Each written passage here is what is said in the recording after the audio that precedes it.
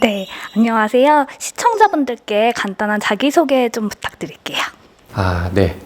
안녕하세요. 저는 우리자산운용의 김재범 차장이라고 하고요. 제 개인적인 소개를 그냥 간략히 드리면, 그러니까 어릴 때 그냥 데이터 다루고 분석하고 이런 게 좀 재밌어가지고 경력을 증권사 애널리스트로 좀 시작을 했어요. 그래서 한 3, 4년 정도 이제 애널리스트 하다가 그 이후에는 줄곧 자산운용사에서 주식운용 관련된 업무를 좀 줄곧 해왔고요. 지금은 우리자산운용에서 책임투자 펀드를 담당하고 있습니다. 네.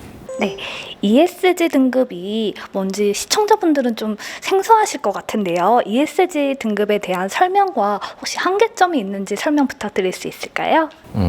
그러니까 이 책임투자라는 거에 있어서, 그러니까 책임투자의 정의부터 좀 먼저 내려보면, 그러니까 쉽게 말해서 약간 그런 거예요. 그러니까 우리들이 이제 종목들을 막 이렇게 선택을 할 때, 보통 그거 많이 보잖아요. 그러니까 많이들 얘기하는 게 어떤 이익 지표들, 재무 지표들, 이제 이런 걸 가지고 최종적으로는 이 기업이 가치 대비 싸요, 비싸요, 이제 이런 얘기들을 하잖아요. 근데 사실 이 기업의 가치, 그러니까 주가라는 게 단순히 어떤 재무적인 지표만을 가지고 움직이지 않는 것 같아요. 그래서 결국에는 어떤 간략한 함수로 만약에 표현을 해본다면, 기업의 가치는 경제적인 가치와 어떤 사회적인 가치의 함수이다. 혹은 기업 가치는 어떤 유형의 가치와 무형의 가치의 합이다. 이렇게 얘기를 할 수 있을 것 같아요. 그래서 이 ESG라는 거는 어떤 재무적인 정보뿐만 아니라 이 재무적인 정보들, 이제 이런 것까지 포괄적으로 이제 포함해서 투자 의사결정에 반영하는 걸 책임투자라고 보시면 될 것 같고, 그리고 아까 질문 드린 ESG라는 거는 단순히 얘기하면 그런 거예요. 그러니까 기업들이 환경, 사회, 그리고 지배구조와 관련돼서 받아보는 성적표라고 생각을 해보시면 될 것 같아요.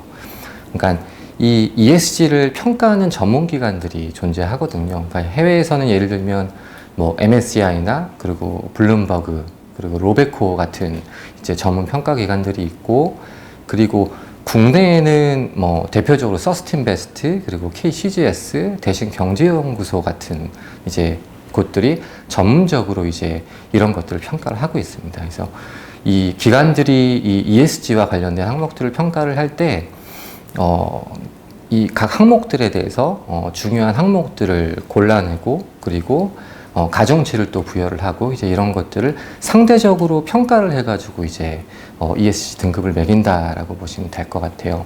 근데 이제 이 ESG 등급은 그러니까 상대 평가를 해요. 그러니까 왜 그러냐면 그러니까 예를 들면 LG화학이나 삼성 SDI 이제 이런 기업들이 생산해내는 EV 배터리는 사실 그냥 직관적으로 딱 봐도 되게 친환경적인 비즈니스잖아요. 근데 반대로 한국전력 같은 경우는 기업의 비즈니스 그냥 태생 자체가 예전부터 그러니까 발전 사업이었고, 이 발전 사업을 영위함에 있어서 석탄화력 발전소의 비중이 사실 굉장히 컸죠. 예, 근데 다만 이런 한국전력 같은 기업도 탈석탄을 선언을 하고 이제 구조를 바꿔가려고 현재 노력은 하고 있죠.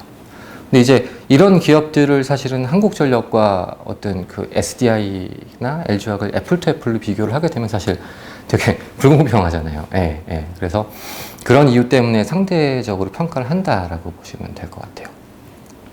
그리고 ESG 등급의 한계점, 말씀하셨잖아요. 근데 그러니까 우리가 되게 고민을 해봤을 때 ESG 등급이라는 거는 우리들한테는 이 기업들이 가지는 지속 가능성이라는 측면에서 굉장히 유용한 정보들을 제공을 해줍니다. 예, 분명히 맞고. 근데 다만 일부 한계점들이 조금은 존재는 해요. 그러니까 예를 들면 각 기관마다 같은 기업의 실질을 두고서 이 ESG 등급 자체가 좀 다르게 나타나게 되는 경우도 있고, 그리고 아직까지는 ESG 어떤 정보 자체가 조금 공유가 안 되고 있다라는 측면도 좀 일부 있긴 해요. 그러니까 직관적으로 좀 설명을 드리면 대기업 같은 경우는 사실은 꼭 그런 건 아니지만 일반적으로는 인력 자원도 좀 풍부하고 재무적인 좀 여력도 있고 그러다 보니까 상대적으로 이 ESG와 관련된 이런 정보들이 굉장히 수월하게 좀 공개가 되는 편이에요. 그러니까 홈페이지나 지속가능 보고서나 아니면 공시를 통해서 효율적으로 좀 공시가 그래도 잘 되고 있는 편이고, 그리고 이에 대한 대응도 사실 수월한 편이에요. 예. 근데 반면에 이 중소기업 같은 경우들은 실질적으로 기업 탐방을 가보시면 아시겠지만 그 기업 RER을 하시는 담당자분께서 그 CFO도 하시고 아니면 경영관리 업무도 하시고 이제 그런 경우가 사실은 좀 많아요. 그리고 상대적으로 재무적인 부분도 좀 그렇고요. 그래서 이런 정보들이 공개 자체가 사실은 좀 잘 안 되고 있는 거죠. 상대적으로 중소기업들은. 근데 이제 이런 문제점들이 ESG 등급 산정 자체의 문제라기보다는 우리가 고민을 해봤을 때 이제 이런 것들은 아직까지는 그 등급 산정이 아직은 좀 표준화가 좀 덜 돼 있는 부분, 그리고 이 등급 자체들이 결국에는 지금은 아직까지는 좀 공개가 안 되고 있긴 하지만 얼마 전에 그 금융당국에서 이제 밝혔듯이 지속 가능성 보고서도 최근에는 그 의무화를 현재 추진을 하고 있습니다. 그래서 5년 단위로 끊어가지고 일단은 자율 공시부터 좀 먼저 추진을 하고 있고, 그리고 그 이후에는 일정한 재무적인 수준 이상 되는 기업들부터는 이제 그 지속 가능성 보고서를 의무화하는 이제 이런 것들이 좀 준비가 되고 있습니다. 그래서 장기적으로 보면 결국에는 이런 어떤 구조적인 한계점들은 점차 극복이 되고 나아지는 방향으로 갈 수 있다라고 생각을 하고 있습니다. 네, 우리 자산 운용에서 책임 투자 시스템은 어떻게 이루어지고 있을까요? 그러니까 우리의 책임 투자 시스템을 먼저 이제 설명드리기 앞서서 아마 이제 전반적인 배경에 대해서 조금 더 설명을 드리면은 뒷부분이 조금 더 이해하기 쉬우실 것 같아요. 그러니까 이 책임 투자라는 거는 여러 가지 방법론들이 있었어요. 예, 지금도 존재가 되고 있고 여러 가지 방법이. 근데 이제 가장 대표적인 방법은 포지티브 스크리닝이라는 방식이에요. 그러니까 영어 단어에서도 알 수 있듯이, 그러니까 ESG 등급이 산업 내에서 상대적으로 우수한 기업들을 선별해가지고 포트폴리오를 구성하는 방식이에요. 그리고 반대로 네거티브 스크리닝 방식도 있는데, 이제 이런 것들은 아예 그러니까 ESG 등급에서 상대적으로 굉장히 좀 떨어지거나 안 좋은 산업군이나 기업들을 아예 포트폴리오에서 이제 배제하는 방식들이에요. 근데 이제 우리가 고민을 해봤을 때 아까 말씀드렸다시피 ESG 등급에는 일정 부분 한계점들이 아직은 좀 존재를 하잖아요. 그래서 우리가 ESG 등급을 가지고 어떤 포트폴리오를 그대로 적용하기보다는 조금 더 전략적인 접근들이 필요했어요. 그래서 우리가 이제 우리의 어떤 책임 투자 시스템의 틀을 잡기 전에 굉장히 많은 질문을 던져봤어요. 그러니까 뭐 그냥 단순하고 직관적인 질문들이에요. 그러니까 예를 들면 ESG 등급이 높은 기업들로만 포트폴리오를 구성을 하게 되면 정말로 상대 수익률이 계속 좋을 수 있을까? 정말 좋을까? 그리고 ESG 등급의 어떤 현재 가지고 있는 한계점들은 어떻게 우리가 보완을 할 수 있을지, 그리고 이 초과 수익의 근본적인 부분은 결국에 기업의 이익이고 이것들은 결국에 기업의 비즈니스로부터 나오기 때문에 우리가 분석하고 스터디하는 것들이 효율적으로 어떻게 하면 이 책임 투자 시스템에 높일 수 있을까, 이제 이런 질문들이었죠. 그래서 이런 질문들을 던지고 우리의 생각들을 하나둘씩 정리를 해나가기 시작했어요. 그래서 아까 서두에도 조금 말씀을 드렸지만 우리가 생각하는 이 책임 투자라는 거는 결국에는 그러니까 예전에 SRI라는 게 약간 공익적인 부분에 조금 더 중점을 둔 것이라면, 우리가 생각하는 책임 투자라는 거는 공익적인 부분도 물론 중요하지만 결국에는 수탁자 책임 원칙을 최우선으로 두고 그리고 고객과 수익자의 이 수익률을 가장 중점으로 두는 게 조금 SRI와는 좀 차이점이라고 할 수 있거든요. 그래서 우리들이 이 운용과 리서치, 전반적인 이 사후 관리까지 이 프로세스 전반에 대해서 ESG에 대한 분석 요소를 녹여내는 작업들을 했어요. 그러니까 이렇게 되면 좋은 게 뭐냐면 ESG 요소를 반영을 시켜가지고 이 기업들의 지속 가능성을 좀 저해하는 요인들, 이제 이런 것들을 감안을 할 수 있고, 그리고 우리가 바텀업에서 스터디하고 공부한 것들을 효율적으로 조금 더 프로세스에 녹여낼 수가 있었어요.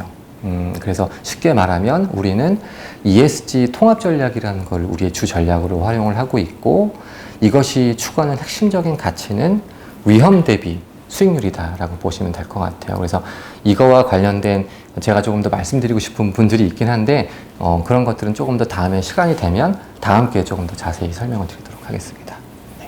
올해 초 코스피 지수가 3,200선을 돌파한 이후 롤러코스터 장세를 타고 있잖아요.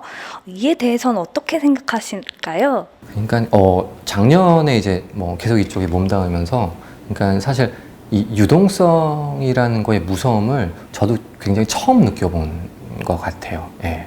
그러니까 제 개인적인 생각으로는 뭐 이제 올해 시장도 한번 좀 생각을 해보면 현재 금리도 낮고, 그리고 이제 유동성도 워낙 풍부하기 때문에 이 현물 자산들의 밸류에이션이 높아질 수 있는 환경은 계속 된다라고 보고 있어요. 그리고 다만 이제 근데 그 작년에 지수 상승폭 자체가 워낙 또 가팔랐잖아요. 그리고 금리, 뭐 채권 수익률 이런 것들을 보면 여기서 더 하락할 수 있는 여지, 뭐 이제 그런 것들은 조금 개인적으로는 조금 이 여지들이 조금은 작지 않나 이제 이런 생각들은 조금 있고, 그리고 부채에 대한 부담들도 좀 올라와 있기 때문에 올해 시장도 여전히 좋게 보긴 하지만 작년보다는 시장 전체의 수익률은 상대적으로는 조금 낮을 수 있지 않나 이제 뭐 그런 생각은 좀 하고 있습니다. 그리고 올해 이제 이런 상황에서 보게 되면 결국에는 각 산업 내에서, 그리고 각 산업별로 상대적인 승자들을 잘 선택해야 되는 그런 종목 선택들이 좀 훨씬 더 중요해지는 구간으로 좀 접어들고 있지 않나라고 좀 개인적으로는 좀 생각을 하고 있고요. 그리고 현재 뭐 주변에 보시면 아시겠지만 여러 산업 내에서 나타나는 그 우리 국내 기업들의 글로벌 경쟁력들이 현재 좀 부각이 되고 있잖아요. 그래서 이런 것들이 조금 더 실적으로 계속해서 좀 증명이 되어 나간다면 전반적으로 한국 시장의 밸류에이션이 조금 더 재평가될 수 있는 이제 그런 기회로도 작용할 수 있지 않을까라고 생각은 하고 있습니다. 근데 다만 이제 수익률의 좀 반대편을 보면 우리가 리스크라는 것도 존재를 하잖아요. 그래서 이 리스크라는 요인들도 하나둘씩은 조금 생각은 해봐야 될 것 같아요. 그래서 개인적으로 좀 질문을 던져보면 이 장세를 촉발했던 가장 근본적인 원인이 무엇일까라는 한번 질문을 던져보게 됐어요. 그러면은 아무래도 그 시작점으로 되돌아가 보면 여기에 대한 좀 답이 있지 않을까라는 생각을 좀 하고 있고, 결국엔 이 유동성 장세의 시작점을 보게 되면 코로나 확산이라는 요소가 있었고, 이로 인해서 유동성이 사실은 우리가 생각했던 그 상상 이상으로 사실은 풀렸었고, 그리고 유가의 급락이라는 사실 이제 이런 포인트들이 있었죠. 그래서 이 포인트들을 반대로 좀 뒤집어서 생각을 해보면 어떨까 싶어요. 그러니까 반대로 보면 코로나가 앞으로는 완화돼서 기울기를 내려가고, 그리고 유가라는 것도 예전에 정상적인 레벨 수준으로 완전히 회복이 되고, 그리고 유동성의 방향성이 지금까지는 풀려왔었다라고 한다면 이것들에 대한 긴축 혹은 축소의 방향성으로 선회되는 것들, 이제 이런 것들이 리스크 요인일 수 있겠다라는 생각을 하고 있고, 가장 핵심적인 리스크로는 결국에는 유동성의 방향성이라는 생각이 들어요. 그래서 결국에는 뭐 이것 자체, 이런 리스크들을 생각한다는 것 자체가 뭐 시장을 지금부터 보수적으로 보자 뭐 이제 이런 얘기들은 아니고, 다만 시장 현재가, 그러니까 시장 상승에 굉장히 마음이 편한 전반부는 아닐 수도 있겠구나라는 그런 가능성, 그리고 우리가 이 리스크라는 것들을 좀 약간 좀 옆으로 보고 자주 쳐다보지 않고 있었다라고 한다면 지금부터는 하나 둘씩은 조금은 꺼내보는 게 투자를 하고 리스크 관리를 함에 있어서 조금 효율적일 수 있지 않을까라고 생각을 하고 있습니다. 네, 만약 개별 기업이 이슈가 발생해서 이 ESG 등급이 하향되는 경우에 해당 종목의 투자 비율을 어떻게 해야 할까요? 그러니까 저희 같은 경우는 그 내부 시스템과 그 프로세스의 원칙들이 다 존재를 하고 있어요. 그래서 내부 프로세스에 따라서 대응을 하고 있는데 우리가 생각할 때 결국에는 이 기업의 초과 수익, 이 근본적인 수익률이라는 거는 기업의 이익으로부터 나오고, 그리고 이 기업의 이익은 결국에는 기업의 비즈니스라는 이런 본질적인 요소로부터 나오기 때문에 우리가 가장 중요시하는 거는 결국엔 우리 리서치의 어떤 산업과 기업에 대한 분석 결과물에 사실은 가장 중점을 두고 있어요. 그래서 우리가 만약에 그런 이제 이슈들이 터지거나 등급에 대한 조정 가능성이 발생이 됐을 경우에는 우리 내부의 ESG 담당 인력은 외부 전문기관과 협력을 해가지고 이 해당 사안에 대한 발생 가능성의 어떤 빈도 그리고 심각성에 대해서 분석을 하게 되고, 우리 내부에 있는 운영력과 리서치 인력들은 이 사안들이 기업 가치에 미칠 영향에 대해서 분석을 하고 그리고 디베이트를 하게 됩니다. 이 분석 결과물에 따라서 결국에는 비중을 조절을 할 수도 있고 할 수 있지 않을 수도 있는데요. 예를 들면 오히려 추가적으로 매수를 하게 되는 경우도 발생이 돼요.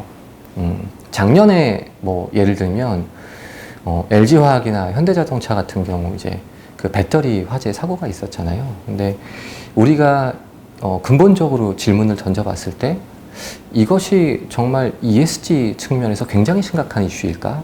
라는 질문을 던져봤을 때 그렇지는 않았던 것 같아요. 그러니까 왜냐하면 기업들이 비즈니스를 함에 있어서 그리고 산업의 어떤 성장의 초기 단계이고 그런 국면에서는 사실 수율이라는 것들이 초반에는 불량률이 사실 높더라도 이런 것들을 기업들이 바텀업에서 노력을 해가면서 전반적으로 잡아가잖아요. 이제 그러다 보니까 이거는 시간이 지나면 결국에는 발생 빈도가 낮아질 수 있는 이슈고 이런 에러들을 결국에는 해결을 해 나가겠구나라는 판단을 내렸고, 오히려 이제 사실은 그런 기업들은 추가적으로 매수할 수 있는 이제 기회로 작용이 되는 거죠. 그러니까 만약에 우리가 단순히 ESG 등급에 대한 것과 컨트로버시 이슈로 인해서 기계적으로 이 비중을 조절을 해버린다면 주가를 보셔도 아시겠지만 오히려 이 수익률, 그러니까 초과 수익률 관점에서는 오히려 이거에 역행되는 행동이 되는 거겠죠. 그래서 결국에 우리가 중점적으로 보는 거는 ESG 요소를 고려하되 결국에 기업의 비즈니스에 대한 것들을 훨씬 더 중점적으로 감안을 해서 본다라고 이해를 하시면 될 것 같습니다. 네, 올해 개인 투자자들의 투자 열풍이 거센데요. 이에 대해서는 어떻게 생각하고 계실까요? 그러니까 개인적으로 좀 말씀을 드리면 그러니까 두 가지 측면이 있는 것 같아요. 그러니까 굉장히 바람직하다라고 보는 거는 개인들이 그 각 투자 포트폴리오에서 굉장히 바람직한 방향으로 가고 있다라고는 생각을 해요. 근데 이제 조금 안타까운 거는 결국에는 이 주식 시장으로 들어오게 된 어떤 배경 중에 하나인 것 같아요. 그러니까 직관적으로 보시면은 코로나 이후에 굉장히 많은 유동성이 풀렸고, 그리고 화폐의 가치는 계속해서 사실은 엄청나게 떨어지잖아요. 예. 그리고 이런 돈들이 실물에서는 돌지 않고 통화 승수는 계속해서 낮아지고 있는 거죠. 이제 그러다 보니까 이런 돈들이 자산 시장으로만 유입이 되는 거예요. 그래서 부동산이나 뭐 비트코인이나 주식이나 이제 이런 것들의 밸류에이션과 가격들은 막 계속해서 높아져만 가는데, 뭐 현실에서는 뭐 저도 이제 월급이 아직은 막 안 오르겠어요. 근데 이제 월급이 안 오르잖아요. 이제 이 젊은 친구분들 뭐 이렇게 보면, 그러니까 상대적으로 이게 굉장한 어떤 소외감이나 그런 박탈감을 느끼게 되는 거예요. 이제 아마 이런 부분들이 이제 약간 개인 투자자들의 전 주식 열풍 이런 것들에 조금 기름을 부었지 않았나라는 좀 생각을 하고 있고요. 근데 다만 바람직한 거는 국내 이 투자 자산들의 포트폴리오가 사실은 부동산 쪽으로만 너무 좀 많이 쏠려 있긴 하잖아요. 근데 이제 이제 우리나라도 이 주식 투자라는 게 사람들의 인식이 내 개인의 어떤 노후를 위해서, 내 미래를 위해서 하나의 투자 수단으로서 조금 인식이 바뀌어가는 거 아닌가? 이제 이런 생각은 좀 들고 있어요. 예, 그래서 뭐 조심스럽지만 향후에도 이제 개인들의 그 투자 비중, 주식 투자에 대한 비중 자체가 전반적으로 좀 늘어가는 방향성으로 가지 않을까라고 개인적으로 생각을 하고 있습니다. 네. 네, 그럼 차장님께서 생각하시는 투자와 투기의 차이가 있다면 어떤 게 있을까요? 그러니까 이 투자와 투기는 뭐 항상 논란들이 많을 것 같아요. 네, 근데 개인적으로는 예전에는 그렇게 생각을 했어요. 그러니까 투자라는 거는 가치와 가격의 갭을 사는 거다라고 생각을 했어요. 그래서 물론 현재도 이런 이 정의에 대해서 여전히 그 동감을 하고 있고 그리고 존중을 하고 있어요. 근데 다만 조금 더 이 개념 자체를 확장해서 볼 필요가 있다는 생각은 해요. 그러니까 뭐냐면 예를 들면 저나 기자님이나 사람이 사실 다르잖아요. 그러니까는 자라온 환경도 다르고 그리고 부모님한테 물려받은 이제 뭐 기질이나 DNA 이제 이런 것도 다 달라요. 그래서 투자에도 어떤 정답이 사실은 없다라고 생각해요. 예. 근데 다만 중요한 거는 기준이 있으면 된다라고 생각을 해요. 그러니까 예를 들면 내가 이 투자 행위에 대한 어떤 기준을 가지고 투자 행위를 계속해서 반복을 하고 그리고 이런 행위들을 반복을 함으로써 내 투자의 성공 확률을 높여갈 수 있다라고 하면은 그게 투자 아닐까라고 생각을 하고 있고 장기 투자든 뭐 트레이딩이든 뭐 크게 상관없는 것 같아요. 왜냐하면 어떤 분들은 트레이딩을 하면서도 데이 트레이딩을 하면서도 꾸준하게 수익을 쌓아가는 분들도 있어요. 그리고 어떤 분들은 성장성을 보고 그리고 이제 장기적으로 그냥 이제 주식을 묻어두는 분들도 계시고 그래서 어떤 방법은 뭐 투기고 어떤 방법은 투자냐라는 거에 대해서 결국에는 조금 뭐 이렇게 노이즈들이 좀 있을 수 있긴 한데 결국에는 어떤 방법이든 본인의 확실한 기준만 있다라고 한다면 그거는 결국 투자다라고 생각을 하고 있습니다. 네. 네, 마지막으로 투자자분들을 위한 조언 한마디 부탁드릴게요. 주식이 어려운 것 같아요. 이제 하면 할수록 진짜 어려운 것 같은 걸 저도 느끼고 있고 그리고 현재에도 여전히 뭐 선배들한테도 배우고 그리고 후배들한테도 많이 배워요. 예.